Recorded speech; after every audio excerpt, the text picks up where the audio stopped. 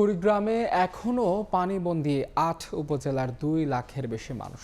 এদিকে গাইবান্ধায় বন্যা পরিস্থিতির উন্নতি হলেও এখনও ১ লাখেরও বেশি মানুষ পানিবন্দী। এই মুহূর্তে কুড়িগ্রামে আছেন রিপোর্টার বাদশা সৈকত এবং গাইবান্ধার বালাসির হাটে আছেন রিপোর্টার বিপ্লব ইসলাম। সরাসরি শুরুতেই যাচ্ছি বাদশার কাছে। বাদশা,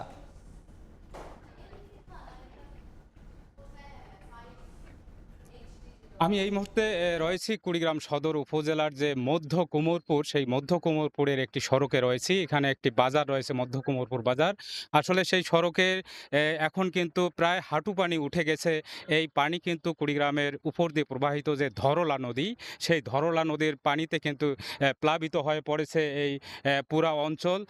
যে বিষয়টি আমি জানিয়ে রাখি যে কুড়িগ্রামের ধরলা, দুধকুমার এবং ব্রহ্মপুত্রের পানি কিন্তু বিপদসীমার ৬টি পয়েন্ট দিয়ে অতিক্রম করছে। এর ফলে কিন্তু এই ধরলার অববাহিকার যে চরাঞ্চল এবং নিচু এলাকা রয়েছে সেগুলো প্লাবিত হয়েছে। একইভাবে কিন্তু দুধকুমার এবং ব্রহ্মপুত্রের চরাঞ্চল যেগুলো রয়েছে সেগুলো প্লাবিত হয়ে পড়েছে। আমরা কয়েকদিন থেকে এই চরাঞ্চল সহ বন্যা কবলিত এলাকাগুলো ঘুরে দেখেছি যে আসলে মানুষের যে দুর্ভোগ সেটি কিন্তু চরম আকার ধারণ করেছে। বিশেষ করে বন্যা কবলিত প্লাবিত এলাকাগুলোতে কিন্তু বিশুদ্ধ খাবার পানির যে তীব্র সংকট সেটি কিন্তু দেখা দিয়েছে। আর যে খাবার, তার শুকনো খাবারের সংকট রয়েছে। যদিও জেলা প্রশাসন থেকে বলা হয়েছে যে পর্যাপ্ত ত্রাণ দেয়া হচ্ছে এবং ত্রাণ তৎপরতা জোরদার করা হয়েছে, কিন্তু অনেক এলাকা চরাঞ্চলের অনেক মানুষ কিন্তু জানিয়েছে যে তারা এখন পর্যন্ত ত্রাণ পাননি।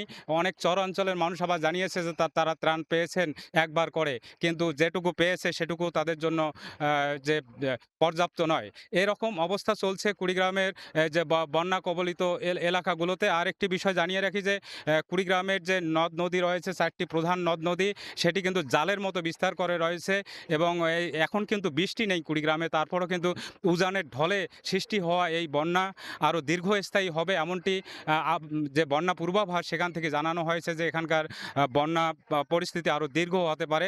সেক্ষেত্রে জেলা প্রশাসক মোহাম্মদ সাইদুল আরফের সাথে আমি কথা বলেছি। তিনি আমাকে জানিয়েছেন যে তারা বন্যা মোকাবেলার জন্য সকল ধরনের প্রস্তুতি নিয়ে রেখেছে এবং তারা যেটি জানিয়েছে যে বন্যা কবলিত এলাকায় যে মানুষজন রয়েছে, যারা পানিবন্দী মানুষ রয়েছে, বিশেষ করে শিশু, নারী, তাদের যে স্বাস্থ্য সেবার যে বিষয়টি সেটিও তিনি নিশ্চিত করার কথা জানিয়েছেন। যদিও চরাঞ্চলের মানুষজনকে কাছে আমরা জানতে চেয়েছি, তারা আমাদেরকে জানিয়েছেন যে সেখানে কোনো মেডিকেল টিম এখন পর্যন্ত যায়নি।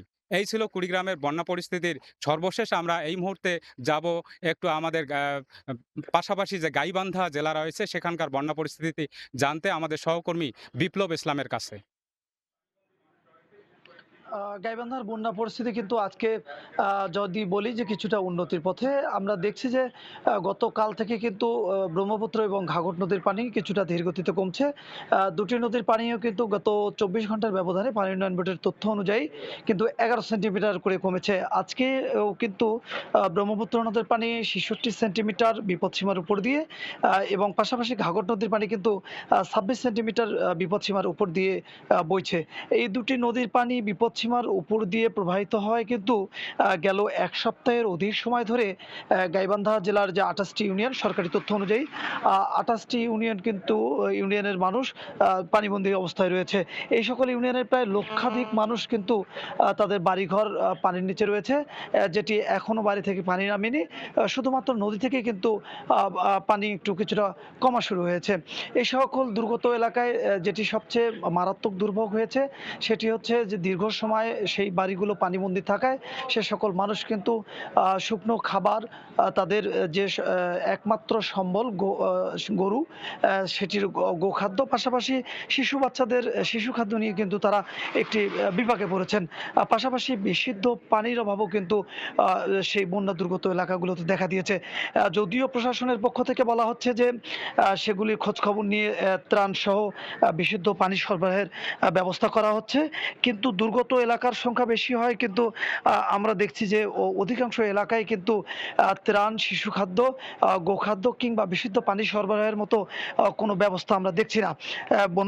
বন্যাত্ম বা বন্যা কবলিত লোকজন যেটি অভিযোগ করছেন যে তাদের যে চরাঞ্চল থেকে কিংবা দুর্গত এলাকা থেকে তাদেরকে যে উদ্ধার তৎপরতা, তাদেরকে যে আশ্রয় কেন্দ্রে নিয়ে যাওয়ার মতো তৎপরতা, এটিও কিন্তু সঠিকভাবে গাইবান্ধায় হচ্ছে না। পাশাপাশি যদি বলি যে এখনো কিন্তু পানি বিপদসীমার উপর দিয়ে প্রবাহিত হয় গাইবান্ধার ব্রহ্মপুত্র এবং ঘাঘট নদীর বেশ কয়েকটি বাঁধ কিন্তু ঝুঁকিপূর্ণ অবস্থায় রয়েছে, যেগুলি মেরামতের জন্য দাবি করছেন বন্যা কবলিত বা নদী পাড়ের মানুষজন। এই ছিল গাইবান্ধার বন্যা পরিস্থিতির সর্বশেষ খবর। সরাসরি যুক্ত ছিলাম গাইবান্ধায়, তার আগে যুক্ত ছিলাম কুড়িগ্রামে, জানছিলাম জেলা দুটির বন্যা পরিস্থিতির সবশেষ।